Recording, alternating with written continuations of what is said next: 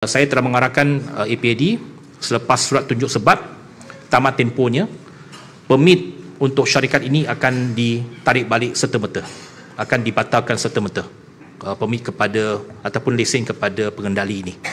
Dia ada beberapa buah bas yang lain. Jadi semua permit lain dan lesen pengendali itu akan dibatalkan serta-merta. Ini tak ada rayuan lagi, walaupun dia ada proses rayuan yang boleh buat, tetapi saya nak katakan tidak akan dilayan rayuan dia, akan dibatalkan serta-merta kerana ini menunjukkan kecuaian yang tidak boleh dimaafkan. Yang pertamanya, dia melanggar syarat, memajahkan permit dia. Maksudnya dia tidak bertanggungjawab terhadap bas tersebut, terhadap keselamatan bas tersebut. Yang kedua, syarat yang sangat penting, ada GPS, dia tak pasang, dia tak aktifkan.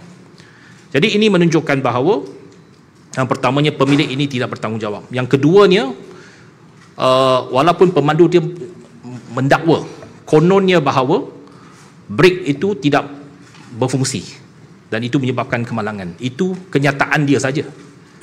Kita akan buat laporan yang lebih terperinci, laporan forensik dan sebagainya, untuk melihat sama ada betul atau tidak dakwaan itu. Tetapi daripada rakaman dashcam pengguna jalan raya lain, amat jelas bahawa ketika itu bas itu memotong dengan laju, memecut, dan akhirnya dia terbabas. Jadi daripada aspek ini memang kita akan buat siasatan yang lebih terperinci, dan sudah tentu kita akan membantu dan memberikan kerjasama sepenuhnya kepada pihak polis untuk mengambil tindakan pendakwaan seterusnya.